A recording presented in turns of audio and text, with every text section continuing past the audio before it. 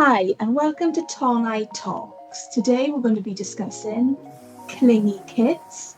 My name is Caitlin Davis, and I'm an assistant education psychologist as part of the Tonnau team. You may have heard me on other talks previously, and I have with me today Lowry Roberts, who is a fellow assistant education psychologist. Today we're going to be discussing clingy kids, why some children may be clingy or may present as clingy, how that is part of some children's development, and how we can support that as parents. So when I'm talking about clinginess, we're actually referring to something that we call separation anxiety. And separation anxiety is a general term used to describe the worry or fear a young person experiences when apart from caregivers, family members, or other loved ones. A clingy phase is something many parents face in the early years, and it's a typical stage of development that tends to start when children are still babies, around age 1, but will typically begin to fade out by age 3 and above. Oh, thanks for letting us know that, Caitlin. So, where exactly does separation anxiety stem from? What does the psychology say? So it's essentially tied to our attachment to our loved ones. Schaffer and Emerson, 1964, identified 4 stages in the creation of attachment to our loved ones. So we start with an asocial stage, which is from 0 to 2 months. So infant behaviour here is directed at anyone or anything with a positive reaction. So when we smile or when we coo, from here, then they then tend to develop an indiscriminate attachment. That's 2 to 7 months. Infants here prefer people to inanimate objects, but they don't necessarily have attachment to one person specifically. From here, they move to specific attachment, which is 7 to 9 months. Here, infants prefer particular caregivers and look to them for comfort, security, protection, and reassurance in stressful situations. So here, then, we might hear things like when we say, oh, they're all for mum or they're all for dad. They tend to have that one attachment which they're kind of seeking out when they're feeling a little bit distressed or a bit unsure.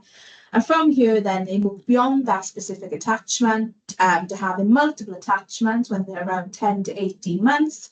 And they become kind of increasingly independent, and they form attachments with multiple people in their lives who respond sensitively to them, including grandparents, siblings, perhaps family, friends, etc. In terms of sensitive responses, this is the people who are more more accurately respond to the baby's signals and meet their needs, not necessarily the person whom they spend the most time with. So during these initial stage, this attachment is formed, and this forms a basic connection going forward into the child's life. And this is where our children get a lot of their sense of safety and their kind of confidence to be able to explore the wider world.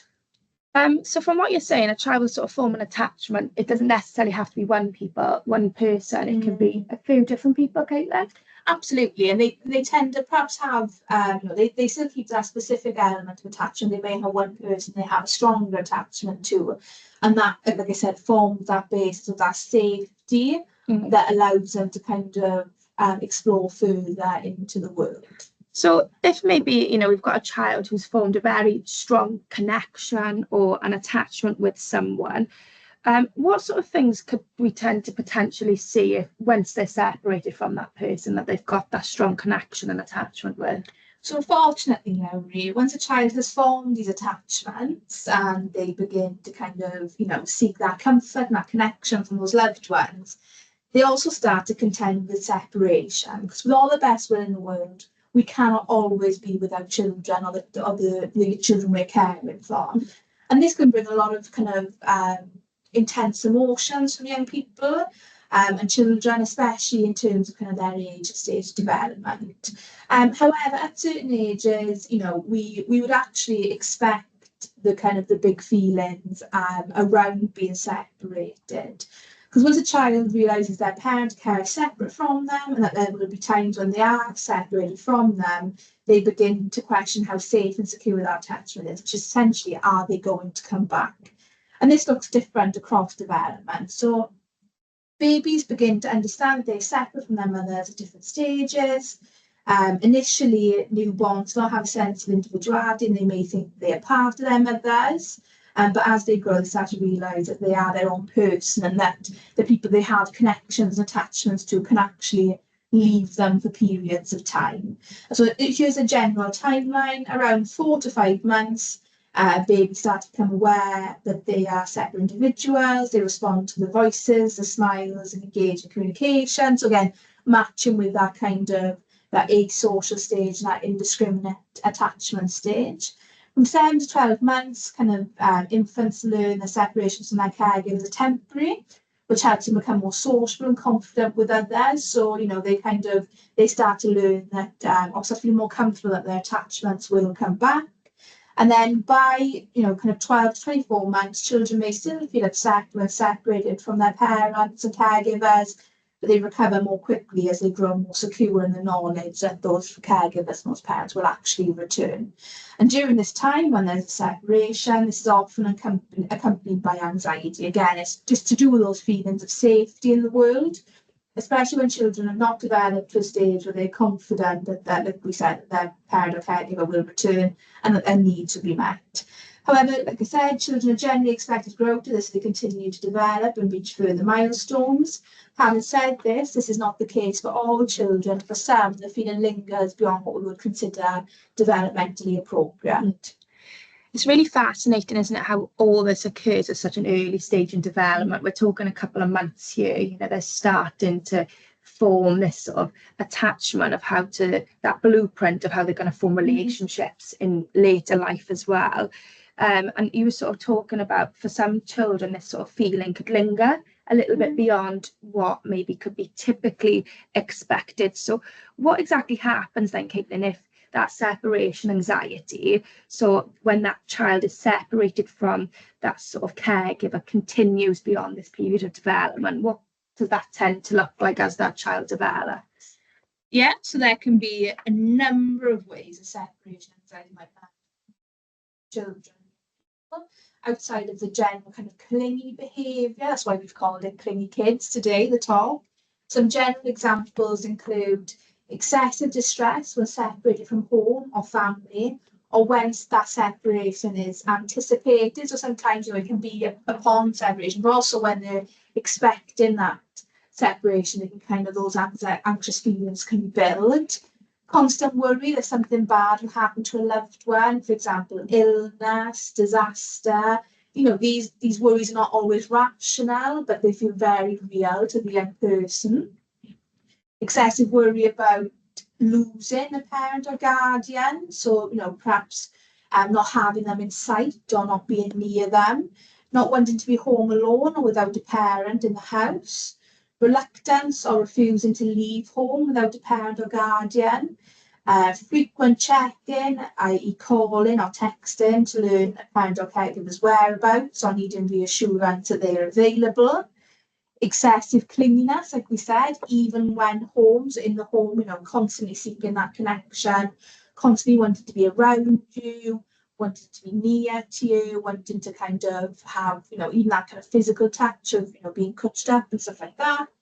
Frequent complaints of stomach aches, headaches, and other physical symptoms before an anticipated separation from their parents or caregivers. This might be, for example, the night before school, they may start to say they feel poorly or they feel ill, as to not have that anticipated separation. They're trying to avoid that.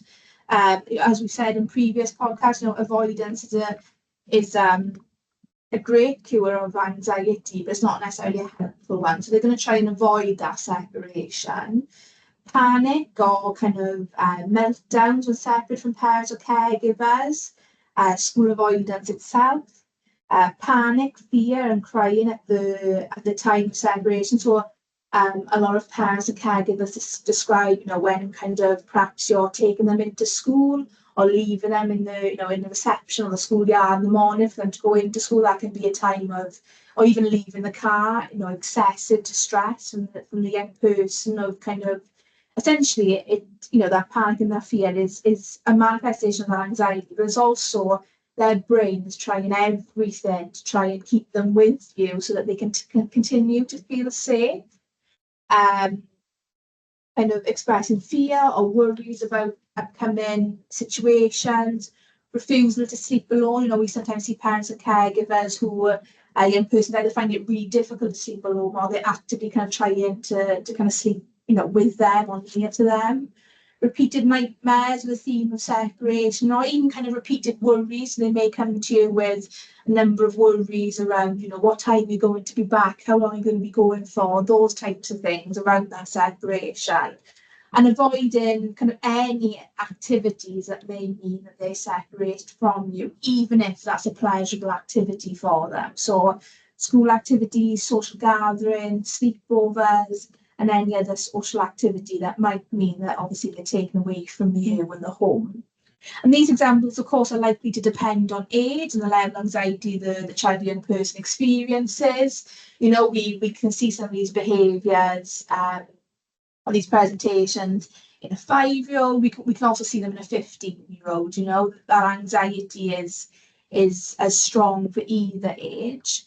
But things like calling and texting, obviously we're going to see that as the child gets older, they do have access to technology, etc.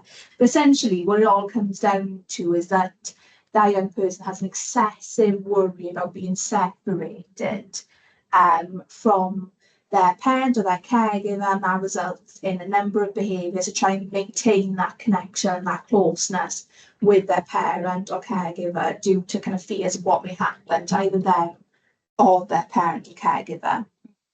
And I think from what you were saying, it can be quite easy to sort of label these behaviours, Caitlin, as sort of attention seeking or attention needing, or they're acting out. But like you just said, these are actually them trying to communicate that need for connection in a way that they've learned how to with the tools that they have.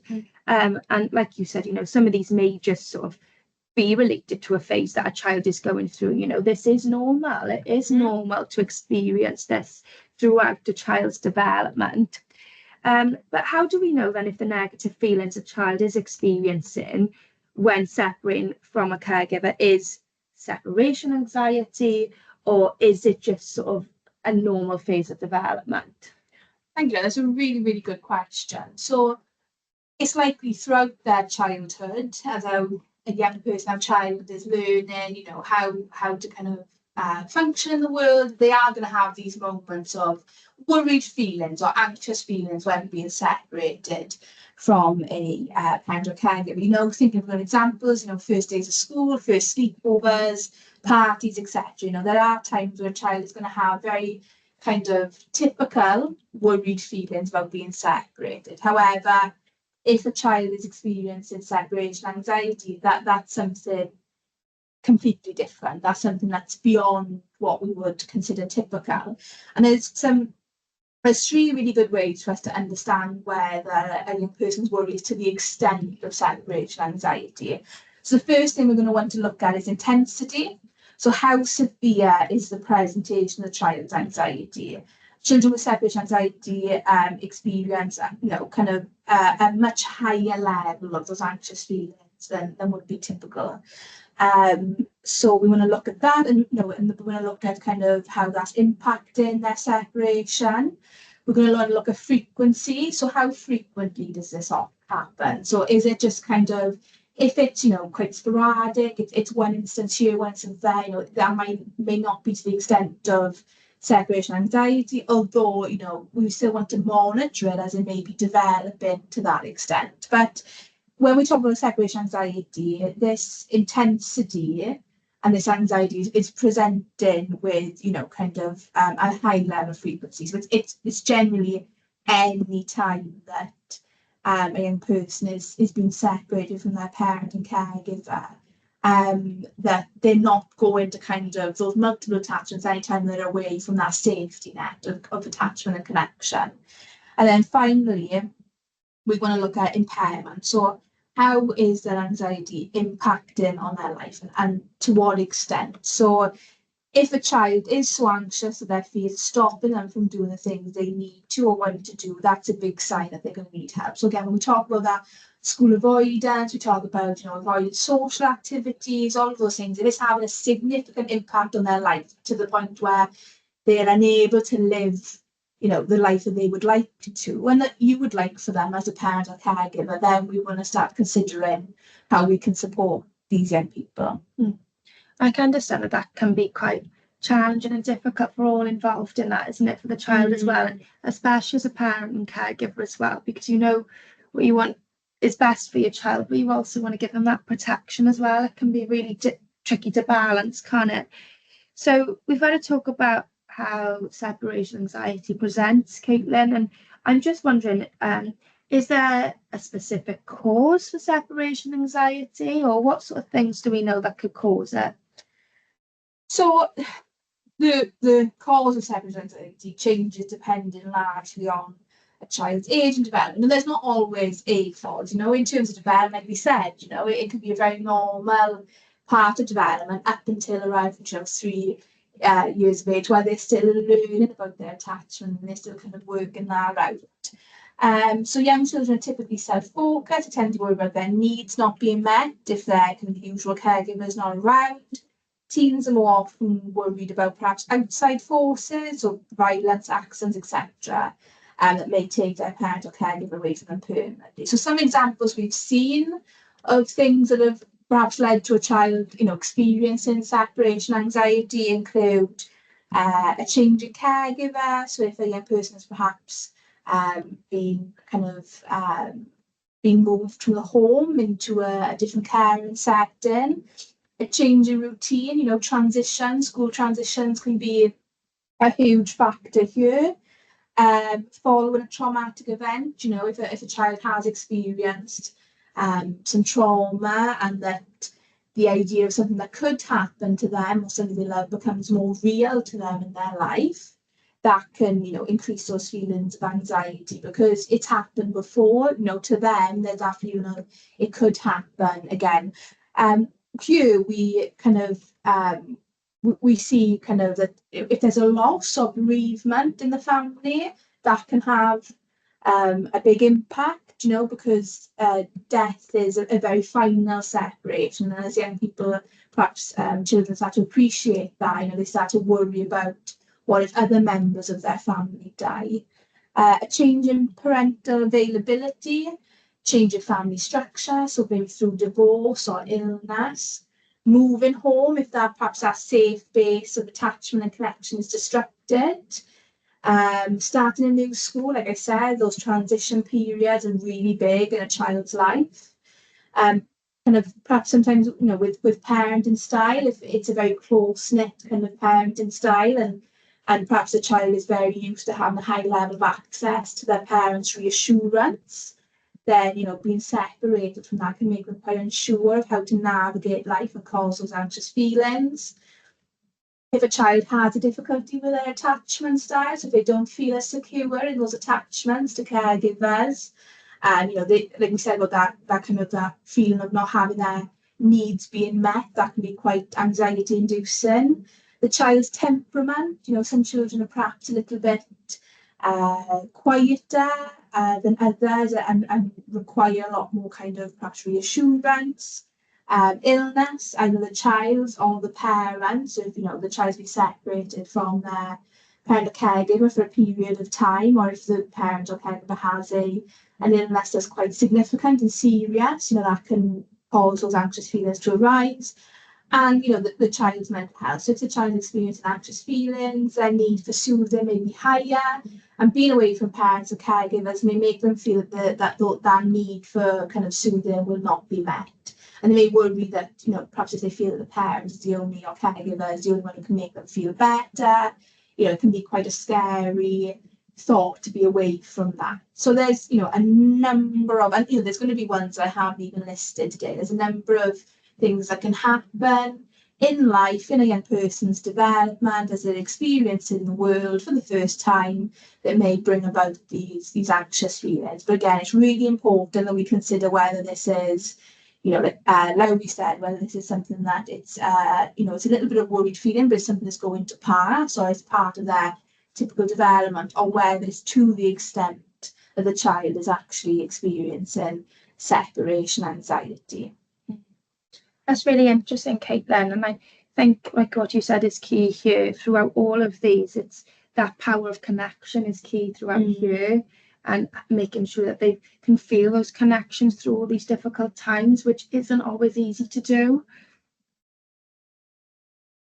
Yeah, so now that we have a better understanding of why children can be bullied and when it's something to be concerned about, I wonder actually, Laurie, how can parents and caregivers actually support their child when they're experiencing these worried feelings and these kind of clingy behaviours?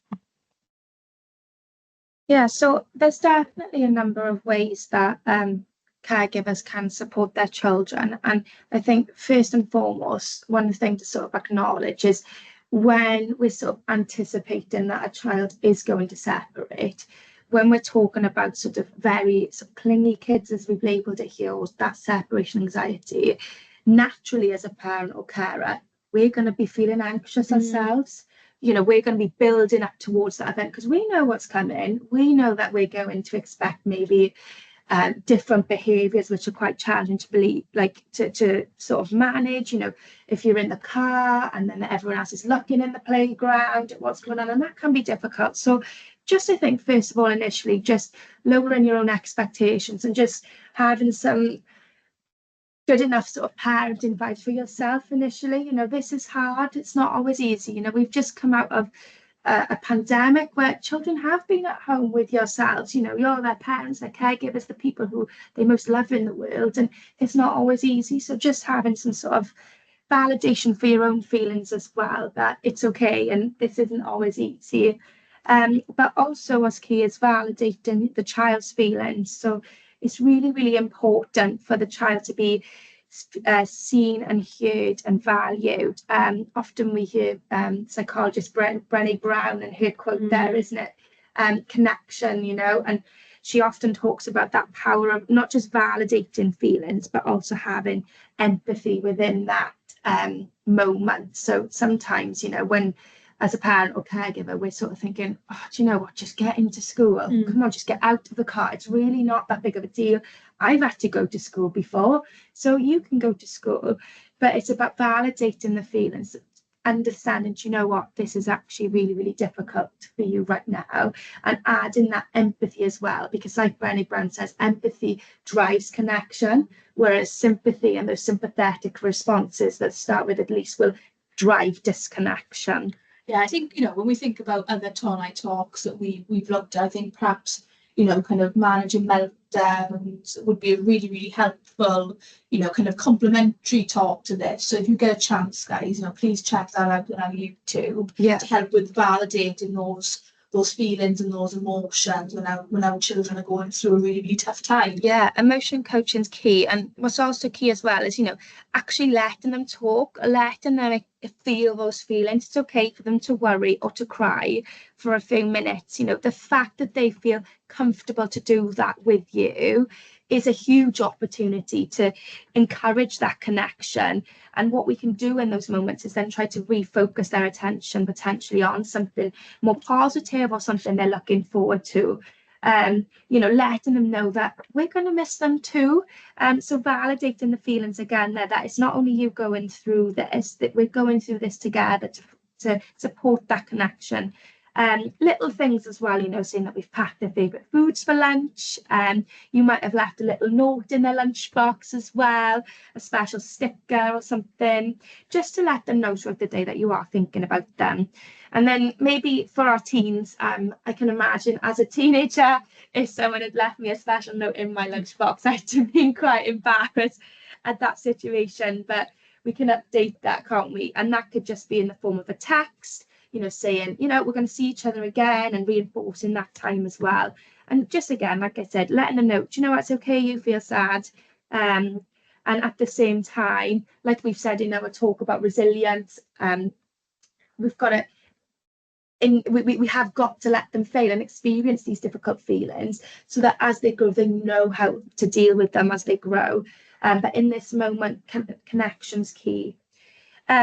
Following through with what you say as well, that's definitely really, really important. So, if you're just popping out to the shop for a child who really needs that connection, it's making sure that we specifically tell them, I'm going to the shop and I'm going to be, say, 30 minutes, so on and so forth, and making sure you do your best to follow through with what you say there.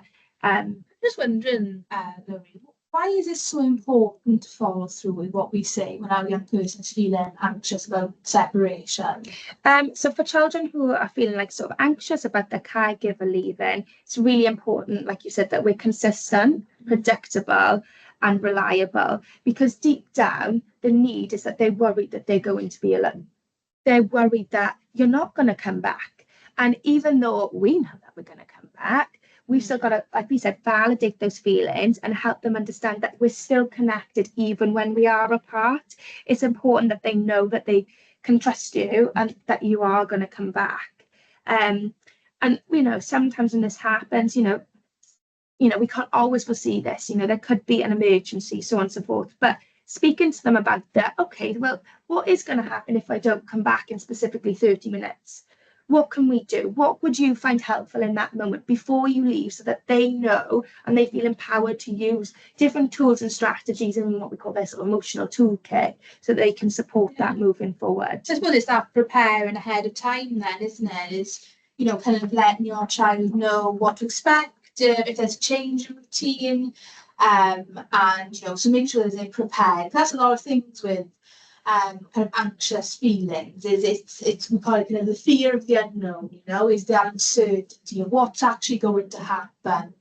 And so what we can do is we can't always control what's going to happen, but we can prepare for it. And anxious feelings, they do like to be prepared. They like to know that actually if this happens, this is what I'm going to. So that can be something that can really, really help, and telling them in advance. And like Larry said, working on those plans, if something's going to change or something's going to be different, it can help, ease their anxiety and your own, because, similarly, you're going to know how they're going to be reacting or what they're going to do in that situation that might be causing them distress. And you don't have to perhaps worry about their feelings as much.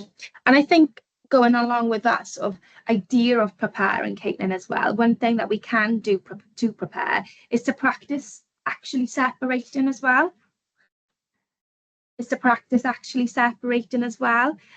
So we can look at the transitions. So a transition is a time where we sort of change. Simply put.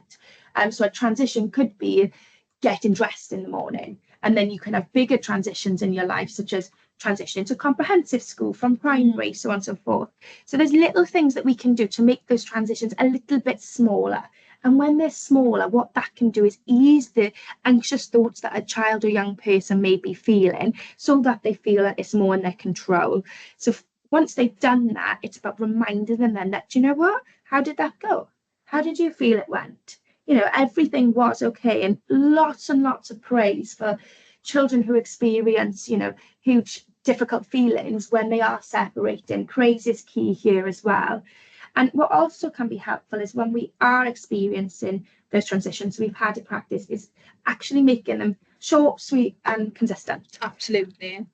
So creating different rituals, such as a goodbye routine. I know my grandfather always used to give me a big thumbs up.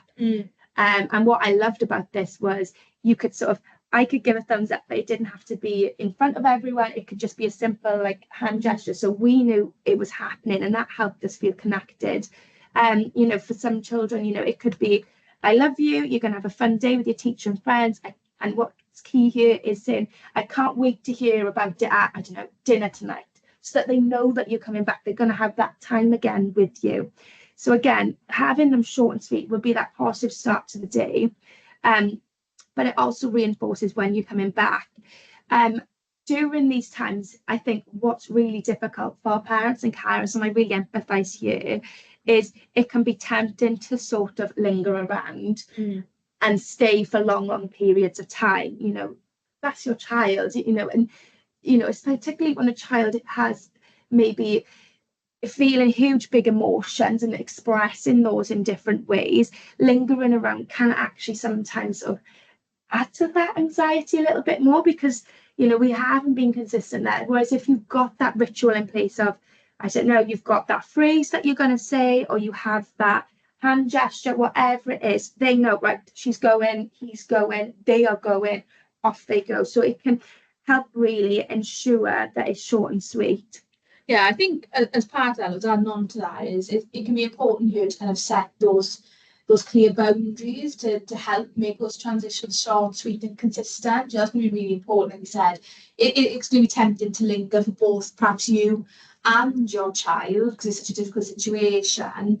But that's not going to be helpful in the long run. So we want to set consistent routines and expectations and discuss these with our children. We want to say, you are going to school today and I will go to work and I will see you in the evening when we get back. It's really important that I know it could be an exceptionally difficult time and it's so emotionally driven, because we don't never want to see our children in pain. It's really important that we keep those clear boundaries and we're firm in those because that's going to help the young person, the child feel safe in themselves, and understand actually it takes away that uncertainty and also, knows that kind of empowers them that they can do this. And as part of that, it's going to be really important that we develop their resilience, as part of that, for them to be able to stick to those boundaries, they're going to need to feel that they can cope with those boundaries. We did a previous Tonnau talk on developing our child's resilience, and we also did one on developing our child's confidence. And if you are having difficulties with clingy kids, these would be great talks to refer to as well to support them with developing those feelings of being able to cope and being able to kind of, stick to those firm boundaries and be confident in themselves. And I think just on a final note there, when we're thinking about what we can do to support children, it's actually in this and helping others. We're not alone in this. I know we have lots of parents and carers coming in with sort of similar needs to this. So sharing what you've noticed with your child's caregivers or any teaching staff can be really, really helpful as well, because again, it can help form those connections with new people, particularly if they're transitioning to a new school, letting them know, do you know what, I've spoken to your teacher and they know that you're going to find this hard and they've said that this is where you can go if you need support. So always remember, you can contact your school staff or carers, whoever it is, if they, go into a new club in the community. So you starting those connections for them initially can be quite helpful. And also, if, like Caitlin said at the start, if you've noticed that these feelings are becoming bigger than what maybe could be typically expected for a child that age, you can always seek additional support as well. And I know we've sort of spoken about that, what we'd be looking for. So it was that intensity, frequency, and impact on impairment. So yeah, just going back, guys, just kind of reviewing that clear boundaries. You don't have to be, when we say be firm, you don't have to be unkind. You can do like Lowry said, validate those feelings, and really appreciate what your young person or your child is going through, and say, I understand this is really difficult for you. I understand that you're feeling some really big emotions right now around actually being away from me. And and kind of talking them through that and recognizing that, and also setting that boundary of, but you do have to go to school. So I understand why you feel like this, but you do have to kind of go to that party and stuff like that. So and it's about being specific and knowing your child, I suppose, at the end of the day.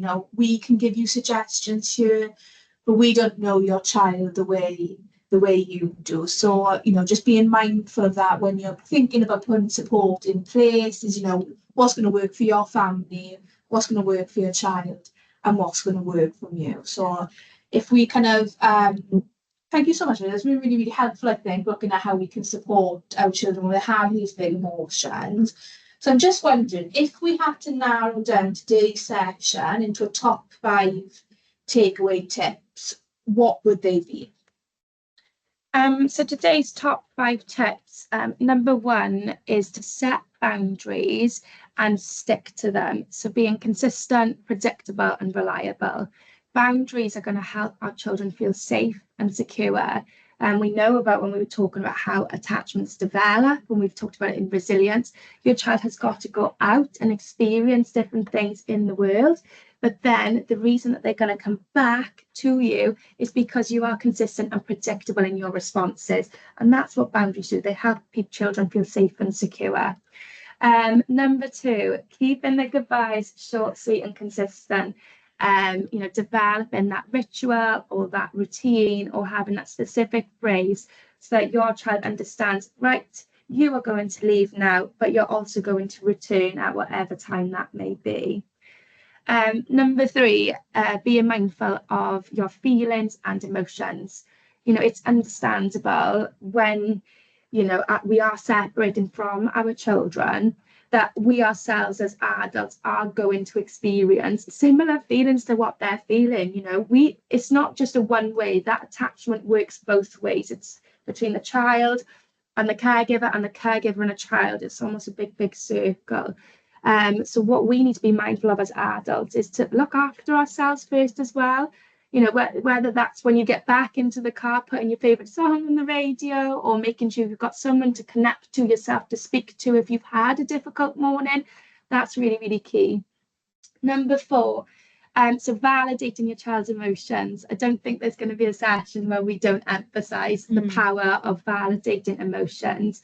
But it's not about reinforcing them either. So it's about having that empathy, finding that feeling within yourself that can connect to what your child is going through, and validate what they're going through is actually hard for them. Because a lot of the time I think we can sort of unknowingly sort of dismiss those feelings. Like I said, it's just going into school. But for them, it's really, really hard. And we need to be mindful of that. And last but not least, number 5 is seeking additional support for any needs that could be contributing to that anxiety or those anxious thoughts that a child is going through. Like we said, if we're noticing things that are maybe a little bit more intense, a little bit more frequent, or finding that impairment, it's okay to seek additional support. And like we said, you could do that through your school and other people in the community. Thank you so much, Larry. I think we hope those are some really helpful top tips to take away. If you want this talk summarised in, kind of action points. We're now going to look at kind of questions and answers. So I'm going to just have a look to see what we've had come in. So we've had, I really enjoyed these talks, so helpful. Thank you ever so much. So there's been a question about, if you miss a talk, where can you access those? So all of our talks that we've put on have been recorded and they've been uploaded to YouTube. So if there's any talks that you have missed or have not been able to access for whatever reason, please go to our YouTube page, and all our talks that will be uploaded onto those that have been recorded. If any have been cancelled and possibly not going to be uploaded, so that's one question. And I think we've got another one, so saying about connecting with our child when they're dysregulated. Perhaps a child becomes very angry and is not able to have those conversations. And I think when we have a case like that, I think it's referring back to that managing meltdowns talk about, that there's a time and a place for that conversation. When we're in the moment and our child is dysregulated, it's going to be more about, validating those feelings, that emotion coaching, saying what you see and, helping them to regulate, to bring them out of that dysregulated zone. Then it would be a case of judging when it's appropriate to have that conversation. That's often when the child, is more regulated and they've been able to co-regulate with you or a trusted adult, and they're in, if we think about perhaps the way our brain works and our thinking brain, when we're feeling, big emotions is often, turned off. And so what we need to do is we need to, bring those big emotions down. We need to regulate them so that our thinking brain can become back online. And then that's when we would look to have, those kind of, deeper conversations that we talked about today. So, the preparing them ahead, the setting the boundaries.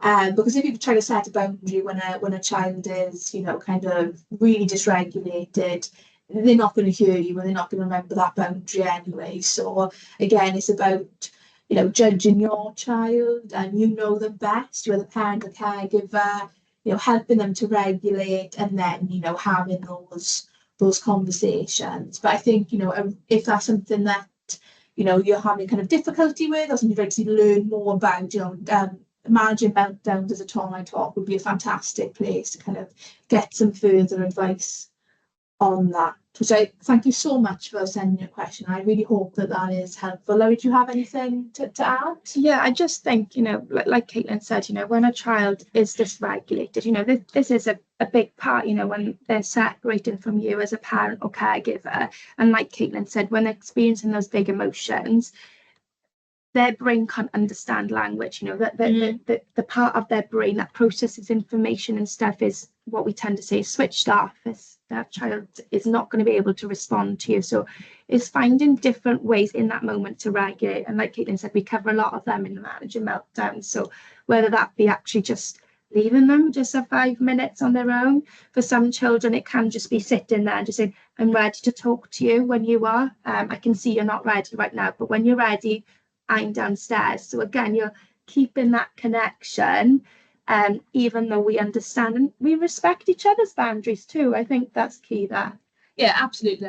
That's a great one. I think, keeping that connection is a really strong point kind of throughout this talk today, is allowing our child to find safety in connection, even when moments when we can't physically be there. So thank you so much for sending that question. I think it's a really, really great question. I think a lot of parents who are having difficulty with this, and with their child being anxious upon separation, is going to really appreciate knowing that others are experiencing the same things, and that there's a way around that. So thank you so much. I've just had another one pop in. So my child keeps constantly texting me when we are apart. How do I get them to stop this, or should I if they are anxious?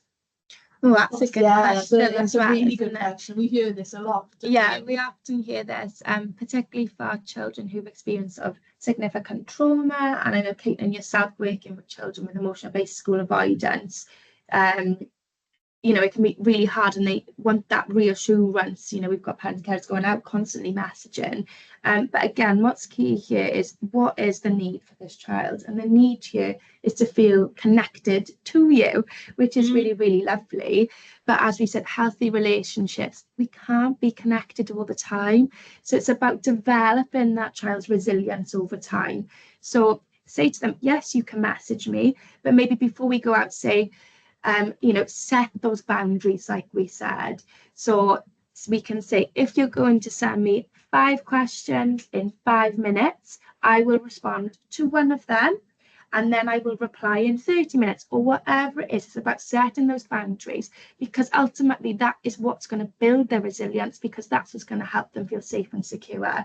If we respond to them all the time, how are they ever going to learn to be able to walk on their own feet? And I'm not saying that, we have to be we can be kind as we do it, saying, right, I understand this is hard for you, but what we need to do is develop this together. We need to build those boundaries.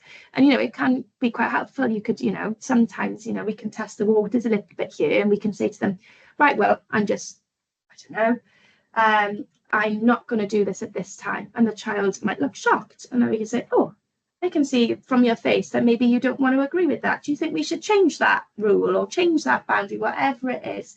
But ultimately, that's what's going to help build their resilience, is setting those boundaries, because they're going to still feel connected to you even when you're apart. Absolutely. And and the reality is there's going to be spaces in their life where they're not going to have access to their phone. You're thinking about school. And so, in instances like that, we're going to want to be looking at, actually, how can you still feel connected to me outside of texting and using your phone? What other things can we look at that would allow you to have that feeling of connection, to reduce your worry, but then ultimately wouldn't result in you needing to use your phone? And that's a conversation for you to have. There's a number of resources out there around kind of separation anxiety. For younger children, there's the invisible string. Yeah. It's a lovely book. which is a really, really lovely book. But yeah, it just would be again about having that conversation, like Gary said, keeping that connection and setting those boundaries. And I think Sorry, just one more thing, and like something else we can do. So I know the invisible string is quite metaphorical, isn't it? For some children, that can be quite hard to understand. But simple things like if you've got a specific perfume, you can spray that on your child's jumper. That's always really, really good because your child, you know, they're not going to get embarrassed, particularly if they're sort of comp age. And it could be a friendship bracelet that you make together. Or smiley face on the hand. Absolutely. Although I have to say, if you're going to draw a smiley face on the hand, make sure it's on the outside because it rubs off on the inside of the balm. And Caitlin, did you say you have one more question? Or? No, I was just going to say that's all we have in terms of questions today. Again, thank you to everyone who put in a question. It's really, really appreciated, and we hope that we were able to answer in a way that's helpful for you. So that is all for the talk today. So thank you so much for joining us on our Tonnau Talks on Clingy Kids. Remember, like we said, if there's any talks we refer to, or perhaps you've missed or perhaps you'd like to revisit again, then please look at our YouTube, see what topics we have on there and see if there's anything that would help you to support your young person. Diolch yn fawr. Diolch.